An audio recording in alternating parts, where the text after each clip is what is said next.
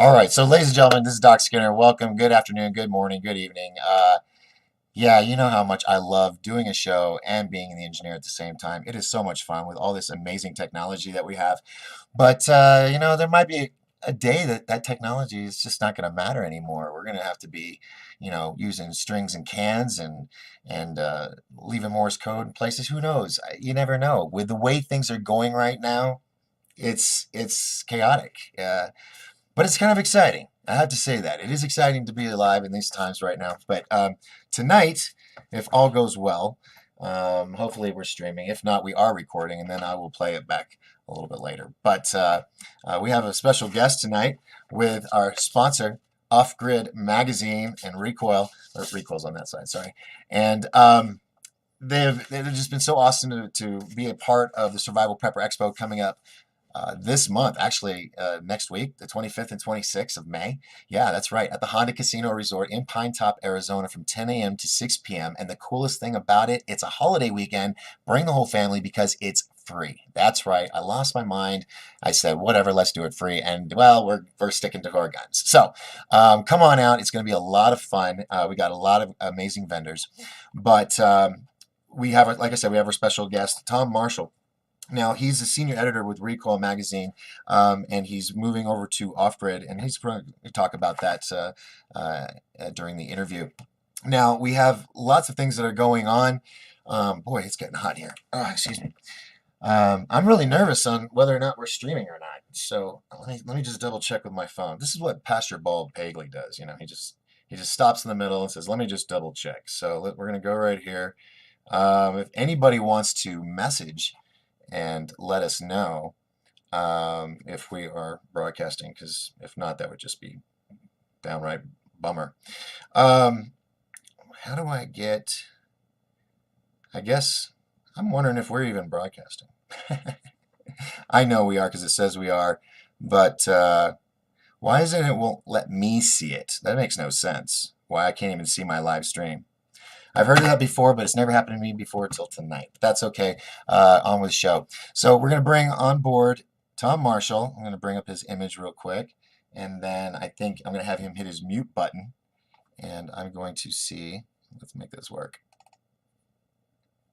Oh, where'd he go? Are you on? Yep, I'm still here. Okay, I hear you. I hear you. Hold on. And now we just have to get the image.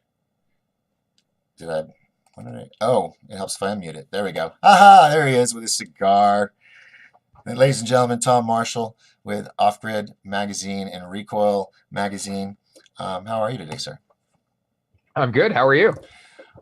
Good. Making it through the day. It's been a really good day, and then you get all these little technical bugs, and we've got crazy weather up here. It's been, it's kind of the beginning of monsoon season, and so right now we're getting the winds. We've had some rain, but nothing serious. But what I love most about the White Mountains, I can't wait till you guys come up here. It's just awesome. We have seasons. Yeah, it's funny. I've lived in Arizona since I don't know, 2010, 2011, something like that. And never been out that way. I've been further north, I've been further west, but I have not been out your way. Well, we're really excited to have you come and let everybody know, because we're a small mountain town. We don't have the Barnes and Nobles and stuff, so you don't get to see this that often up here. And hopefully that'll change.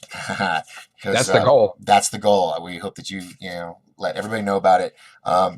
One thing I love about this magazine, it's just manly. Oh, I mean, it's just tough and gritty. It's a great magazine, and it's the one you throw in your backpack. That's what I have to say. It is the triple quarter pounder of magazines. Yeah, that's a great way of putting it. I like that. I like that. No, it's a meaty magazine, and it comes out how many times a year? 6, so every other month. Yeah. We were so on. Thank you for letting us be in last month's. Someone snagged mine, so I don't get to show it off anymore on my show. But this one and the one with the armored vehicle that came before this. God, I love that vehicle. Do you know which one I'm talking about? The family armored vehicle. Yeah. That was sweet. That was sweet. And I think someone snagged that one too. Because I show them to everybody. I'm like, you got to check out this magazine. It's awesome. And they're going to be at the Survival Prepper Expo. So you guys have been so gracious to also hook us up with Ed Calderon. And, he's, I don't know how to describe him. He seems like he's just like the nicest guy, but he'll hurt you. you know, and the fact that he trains with Secret Service and all the elites is just mind blowing. Yeah. And the fact that you got him to come to the event, I'm just so grateful. Thank you. Ed's my first exposure to Ed actually. My first exposure to Ed was interviewing him for Offgrid. So a couple issues back, we did a survival spotlight on him, and I wrote that. And so I spent about 3.5 hours on a video call, not much different than this, just talking to him, and wound up that we had been to some of the same less than stellar neighborhoods around the world, and then probably bumped elbows with some of the same people, and just hit it off. I was fortunate enough to go to one of his counter custody classes a few months back, and there is also an article about that as well. It may be in the issue you're holding. I don't remember off the top of my head. This is the one with the family in the car at the Yeah. bridge. Yeah. I think he's in this one too, just like a cameo. He's like his back of his back or something. Now, I mean, how do you come across guys like him? I mean, they usually like hide in the woods. He's been hard for me to get a hold of every now and then. I will give him that. He's out there. But God, I'm just so excited to just hear what he has to say and learn what he could teach. He's got some valuable lessons. I come primarily from the tactical / military side, I guess, versus the survival prepper side, and on that side of the house, you have a lot of people guys who teach firearms and tactics, and sometimes most of those people are prior law enforcement, prior military, and just absolutely amazing people. Proud to call them brothers in arms, at least in my previous life. But Ed's got that experience where he comes from. But the thing that makes Ed unique is that he certainly passes on the lessons that he garnered from working in law enforcement. But I think he also tends to pass on some of the lessons that the bad guys learned from us and then sort of adapted to. And I saw that overseas with IEDs, improvised explosive devices. They would design one type of bomb and we would design a counter to it, or we'd develop a new type of armor to protect against it. And then a few months later, they would just switch to a different type of IED. Yeah. And I think Ed does that at the kind of the street level. Even at an occultic level, from what I was reading, is he was getting into the dark stuff so that he could be in that realm with those people to undercover, of course, not. That's some heavy stuff. That's some really heavy stuff. I mean, that just scares the hell out of me thinking about it. Being in that kind of position and having to play it off. Yeah. Like, that's a tough role. So yeah, he is not. One of the things I wrote in my article when I interviewed him, he is not what most people think of when you hear the term survival instructor, right? But make no mistake, the things that Ed has to say and the lessons that he has to teach, if you ever need them, you will. He teaches that kind of survival. It's very different. But it's desperately important for people to learn. Yeah, and a lot of his clients, he said, were executives, celebs, bankers, people that may have a dollar on their head, So, God, what a life! I mean, that stuff I'm in the movie business, and we fantasize about all that. We put it on camera, but I mean the real life is just intense. Gentleman Tim, I forgot his last name. He started Operation Underground Railroad. another gentleman I would love to have on and interview because I strongly support that organization because I've seen that realm, that world, Yep. and it's a dark world, but um, yeah, it just takes a special kind of person. But it's so awesome that he said he's going to talk about. I told him no pig cutting. No demonstrations of pig cutting, but he is going to do more of a family-oriented MythBusters kind of thing. Like, all right, Okay. so you've seen how to do this on YouTube? No, don't do it like that. And he's going to show the proper ways of really dealing with certain situations. So I'm really excited to see what he's gonna bring to the table. So That's cool. I actually haven't talked to him about what specifically he'll be presenting at the expo, so I'll be sitting right there next to you, trying to yeah, take it all in. Yeah. um, it's going to be interesting to see. So anywho, lots of things that are going on in the world. You guys cover it. Even what's the word I'm looking for? Uh, Sorry, I had a stroke a while back, so I have trouble with words every now and then. But deterrent driving. You had it in 3 magazines Yeah. ago. Yeah. We went to Evasive Bonn. driving. Evasive Yeah. driving. I couldn't think of the word. Evasive. Yep. Even stuff like that, you wouldn't expect in a survival prepper situation or end days situation. Um, but that stuff's important. It's not just the superheroes in the movies that can do it. Anybody can do it. You just have to learn the skill. And the fact that you guys literally lay it out step by step, even just like a pit. I remember that was one of them, the pit maneuver. Most people, they've heard of it. They don't know how to do it. And once you know, it's not that hard. It really is not that hard. And Yeah. shameless plug. Actually, I wrote that article too. Well, it's awesome. I read the right ones, don't I? So now, where do where does ReCoil and Offgrid truly see? I know you're all about instructing and educating people, but you as a magazine, where do you really see us in the world today? I mean, how long do you think we have before the SHITF hits? You could ask 10 people and get 11 answers to that question. I don't know, man. One of the interesting things, like I said, I definitely come primarily from a little more from the military and tactical side. And so what's interesting as I am kind of getting more involved in the survival prepper community is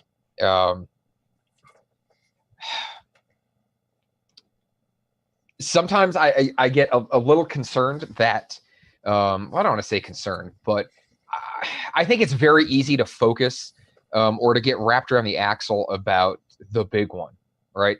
The sort of the zombie apocalypse, the Red Dawn, the North Korean paratroopers falling from the sky. And I'm certainly not ever going to be the one to say that those things can't happen. But on top of that, in the meantime, there are things that I would consider, if they happen to you, they're a disaster. That happen to millions of people every day. And to kind of piggyback on some of the stuff that Ed's talking about, kind of abduction and human trafficking stuff, right? That I would say that's stuff like that is of epic proportion. In terms of how long do we have until total collapse? It could be tomorrow. It could be not even in our lifetimes. But I think that's no reason to not be ready, right? I'm always a big fan of I'd rather have it, not need it, than need it, not have it. Now, whether that's supplies or information or whatever. Yeah, and I've talked about this many times, where it just I can't I sometimes I don't fathom how people can sit there and think, oh, you're a prepper, you're crazy. Okay. Boy Scouts, be prepared. The military, law enforcement, they all got bug out bags of some sort in the back of their trunks. How is it that just because I'm not wearing a badge or a uniform and I'm doing the same preparation or some sort of a preparation than the government and military, why does that make me crazy? Why does it make the prepper? And why has it been demonized, the term prepper? I mean, it's not, there's no UFOs involved, there's no tinfoil hats. How is it that we got to a point where it was all we were a country of guns, we were a country of protecting ourselves and our rights, and now it's you're crazy if you want to follow that path. What happened, do you think? I All right. Before I give kind of my first off the cuff answer, I'm gonna go ahead and own that this is like the easiest fat finger to point. But I think that there's some pop culture sort of demonization going on there. And the ironic part is you make a really good point about military and law enforcement guys. But I think even outside of those circles, I bet there are probably hundreds, if not thousands, of people out there who probably are sort of already living kind of with a preparedness mindset. Yeah. And either they just maybe don't even realize it, or kind of like maybe not as forward about it as some of the rest of us are. Or maybe it's just instilled in their family traditions. Like Right. it used to be, I really feel the fall was the latchkey kid generation, which was my generation, the last ones. The ones that would drink out of the water fountain, stay out till the street lights came on. The good kids. And then the VCR came along, and kids could watch cartoons 24/7. Yeah. And it's just parents not being home, double working, and MTV raising us. Luckily, like I said, I was that last generation that had some common sense to go, okay, what's going on now seems just downright crazy. 1984 Orwellian in some cases. Right is wrong and wrong is right. And I feel like I'm one of the last generation of people that can see that. So Well, and what's funny is I think that there's parts, even there's parts of our culture that like I said, I think probably prep, and live that mindset and just don't know it as such. I mean, look at agriculture, right? And anybody who kind of grew up on a farm or a ranch, you talk about things like bumper crops, and you're always kind of saving some for the lean years, as it were. That's it. I mean, that's a cornerstone principle of prepping. But I bet if you would talk to some of those people, they wouldn't view it as prepping the way that pop culture wants to put that in a box. Right. Yeah. And I think, again, there's some hesitance because there has been some demonization. There's a lot of shows out there that, really kind of portray people who want to live independently as nut jobs. And honestly, one of my favorite examples as a kid growing up was Tremors. Yeah. Right. Everybody, what's his face? And then Reba McEntire. I can't remember the guy's name. Oh, yeah. Footloose. Yeah, no, Kevin Bacon, but Yes. Reba's husband was I can't remember his name. The guy yes, he's Family Ties. Yes. Yeah. Well, they were kind of portrayed as, as wahoos for having a basement full of guns. And I remember my first thought was like, man, I was kind of jealous of that collection. Yeah. I mean, I guess that's what movies have a tendency of portraying people not in the best of lights. And yeah, I can see how that being part of pop culture can do it, but it just seems how did it get such a hold on generations to where now people just don't even want guns, and they just like, oh, just whatever. I mean, everybody has their opinion. I get it, but it's just it's the fall of a culture of America. I mean, as short lived as America's been around, it's what we have to hold on to. Yeah. Well, I've heard a lot of people argue that the 24-hour news cycle is in and of itself becomes sort of a brainwash.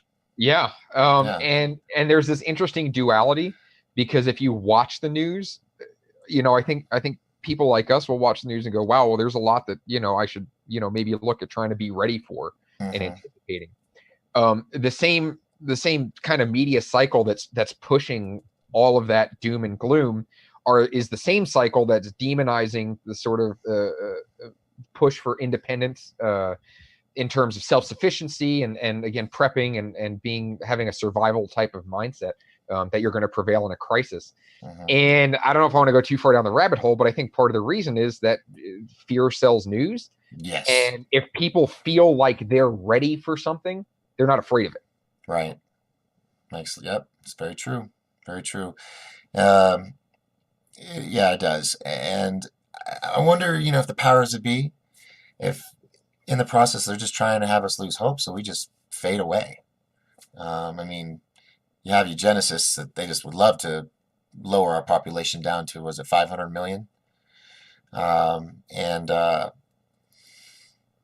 anyway, God, that's just horrible thinking about it. But things like this are, I don't want to say are on in the pipeline, but we do. We have to be ready for all these things, especially with the way, if you want to call it global warming, climate change, Planet X, whatever, things are changing.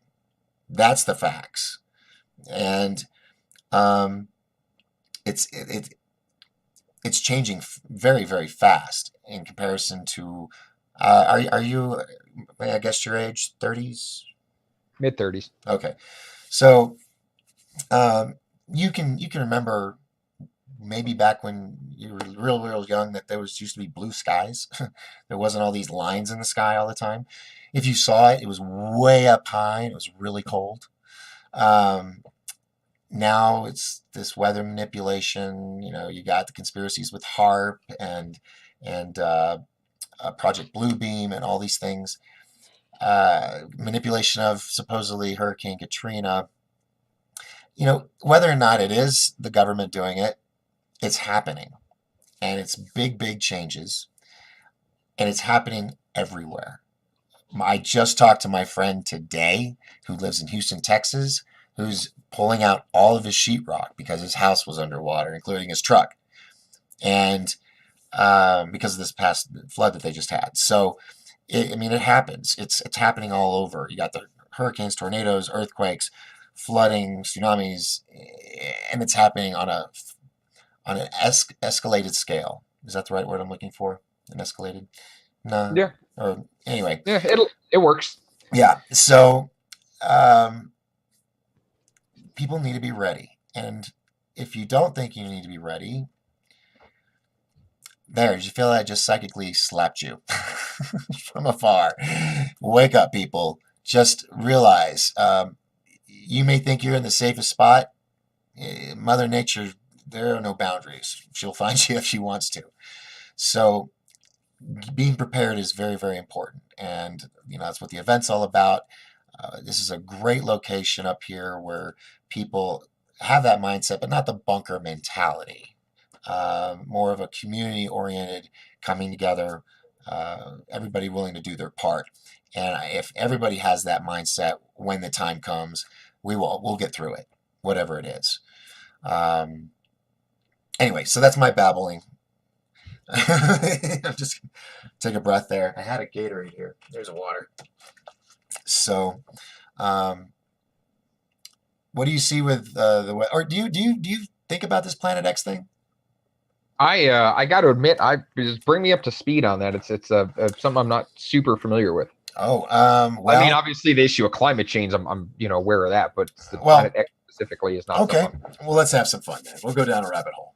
All right. So there is a rogue planet that comes through our solar system, and this has been admitted.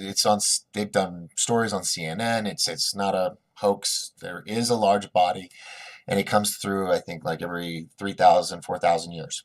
Okay.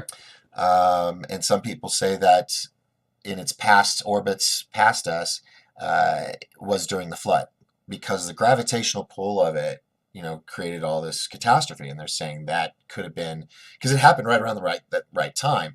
That could have been Noah's flood, Earth shifts and whatnot.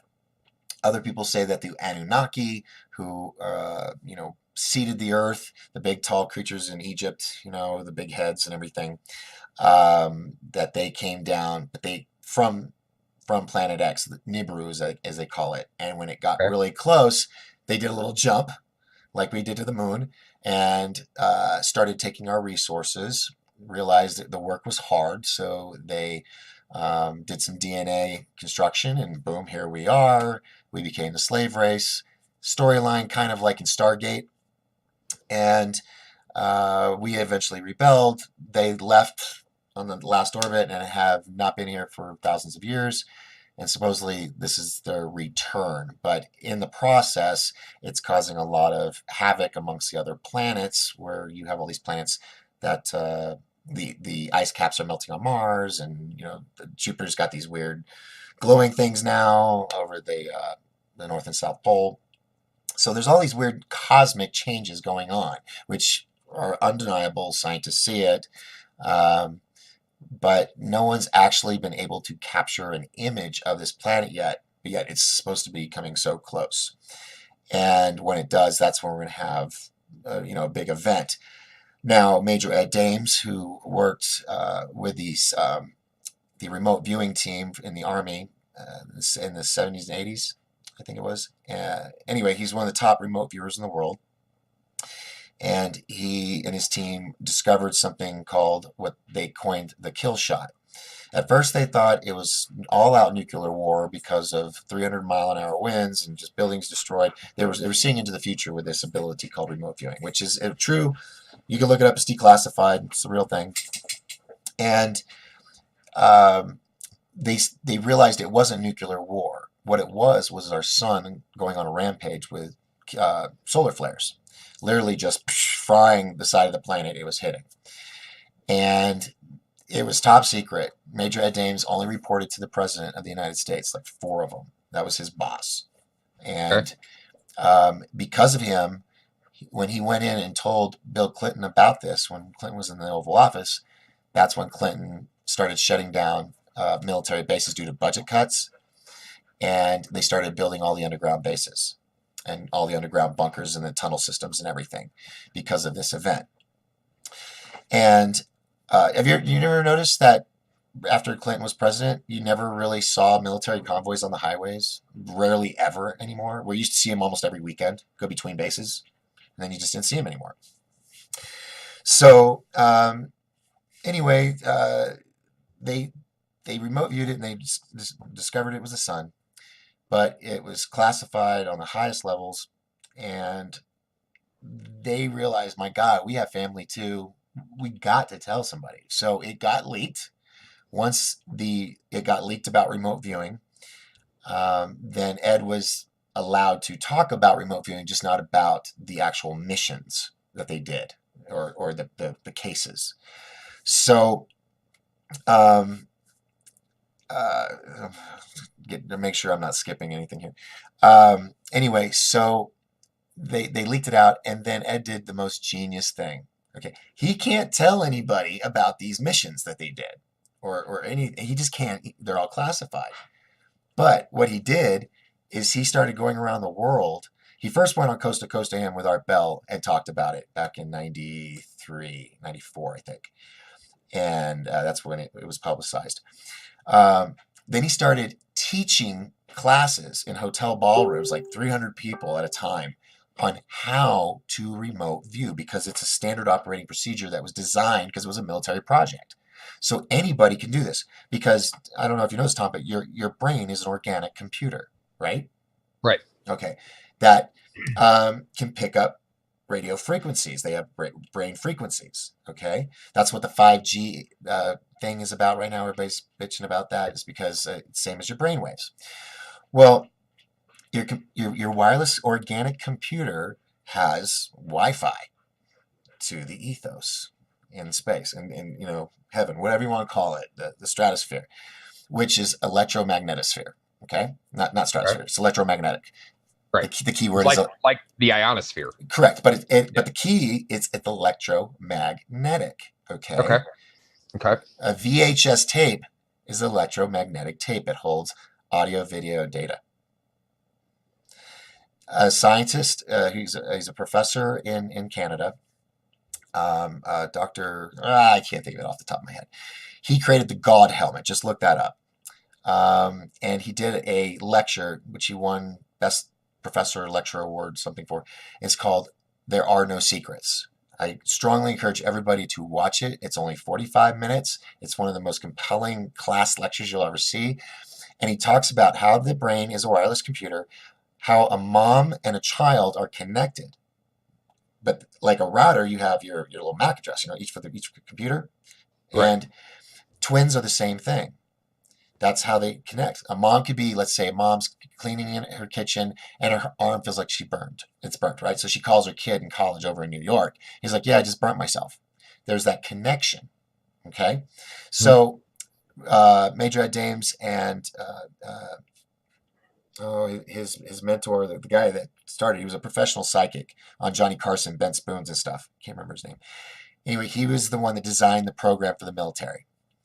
And now anybody can learn. So you can look up remote viewing Major Ed Dames, and you can order the program and do it yourself.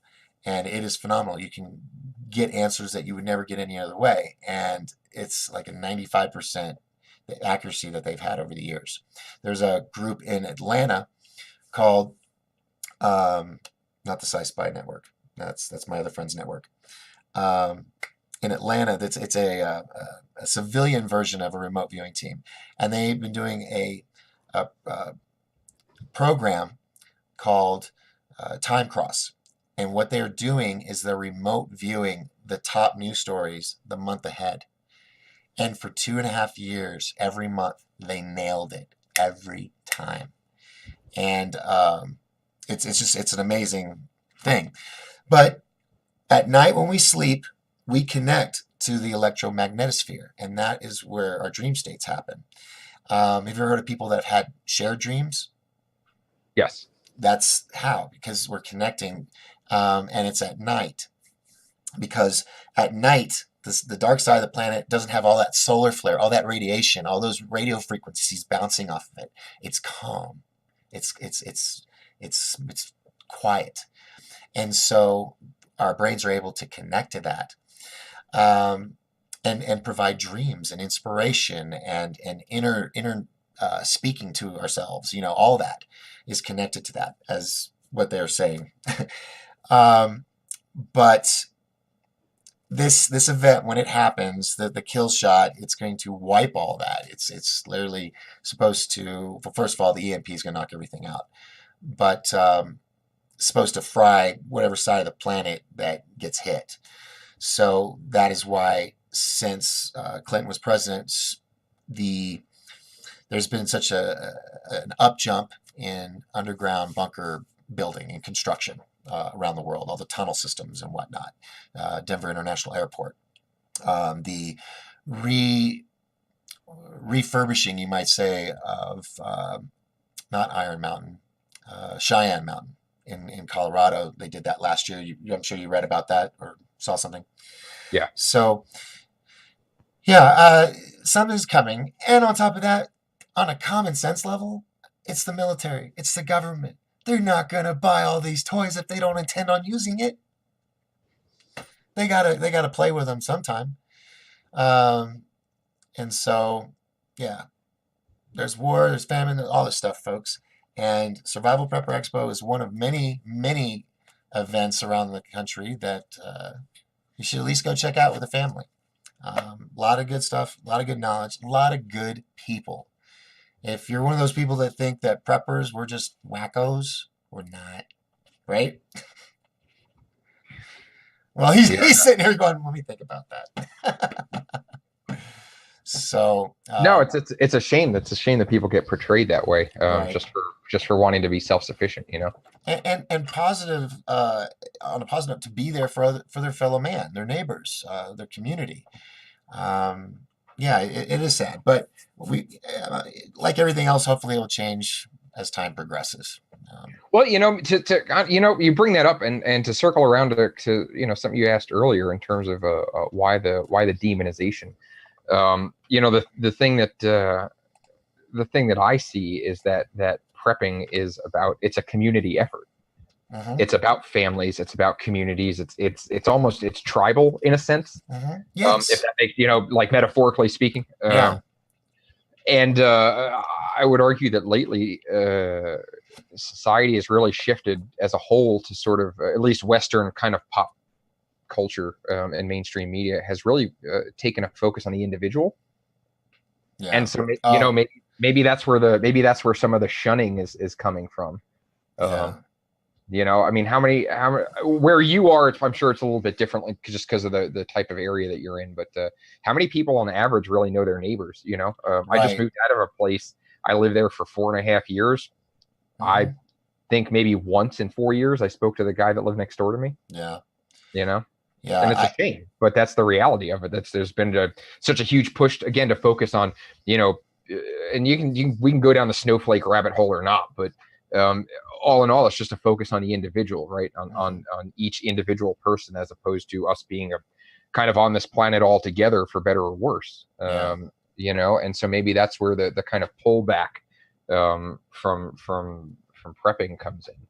Yeah. It sucks, but hopefully we can change that with magazines like Offgrid and ReCoil and shows like this one that we're doing next or week and a half.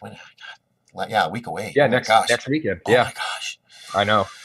Been working on this thing for almost a year. Yeah.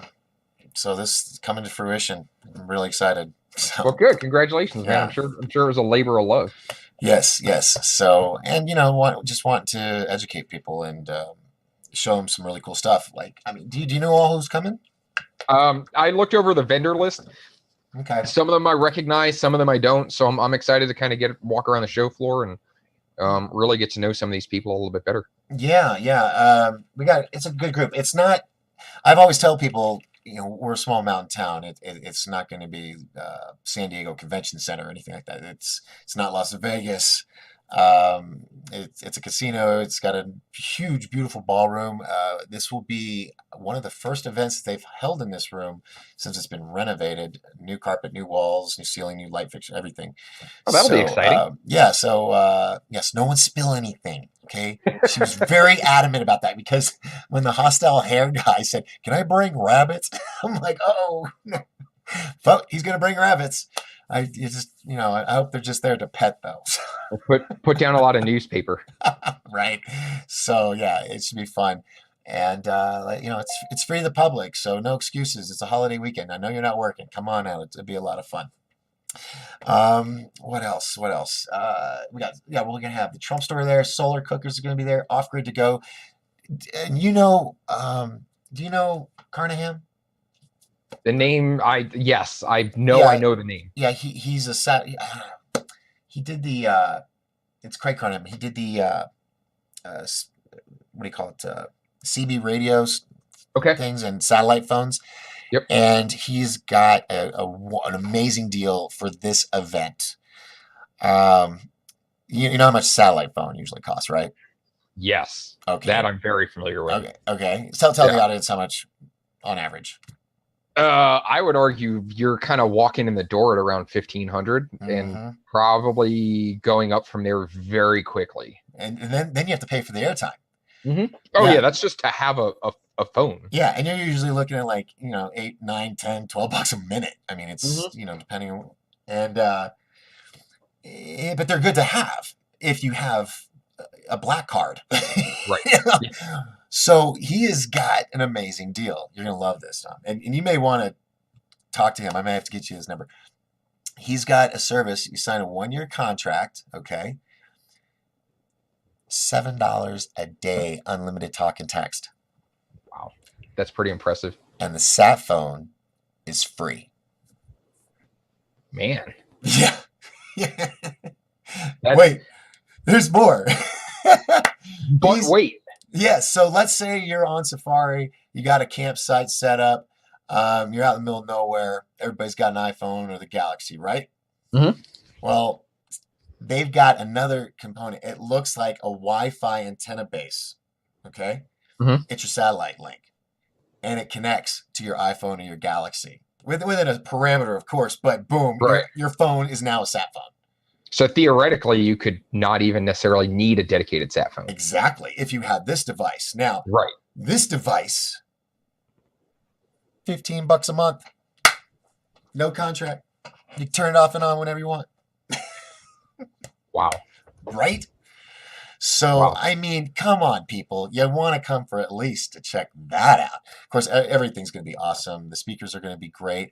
We've got Darren Webster with Rayleon batteries. He's going to be there talking. We've got Martina Webster. She's going to be doing oils and stuff. We've got the Trump store. We've got Black Diamond body armor. I've been needing to get some really good armor for a while. I don't need it, but it's good to have it, right?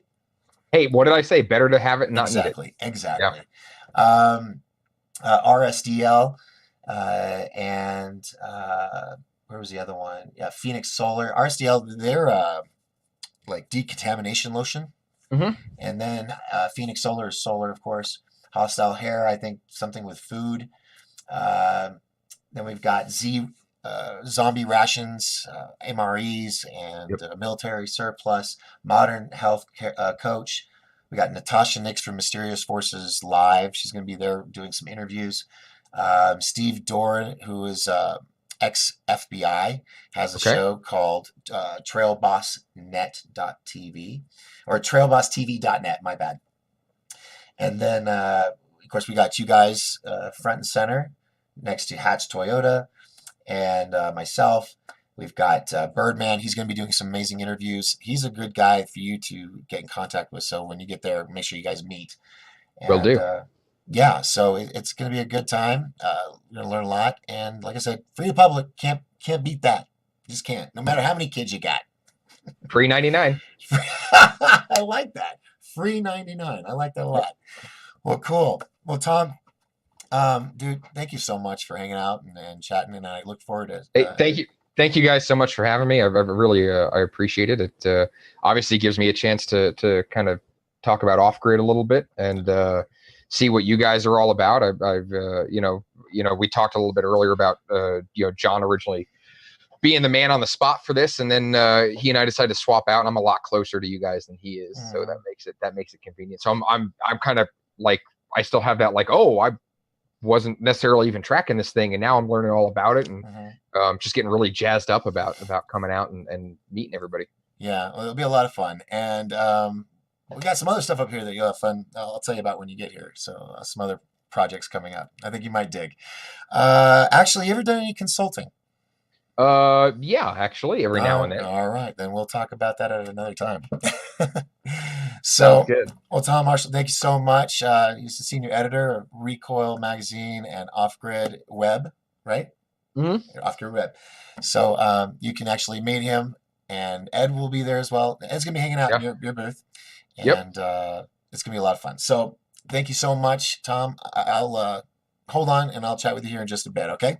Yeah. I'm gonna Sounds good. put you on mute when I find where you are. Where did you? I'm there Well, somewhere. we'll try this one. All right. Okay, I think that's it. There we go. All right. Okay, folks. So this is Doc Skinner with 1028 Productions. Thank you so much for hanging out with me tonight. And Lord willing, I'll see you again on Tuesday. And who am I kidding? It's probably going to be a cluster show again anyway. But that's what makes this fun and live, right? Okay. So I'll talk to you all later. I'm going to find where the stop button is and hopefully be able to get it to stop this time. Ciao, Bella. I'm out.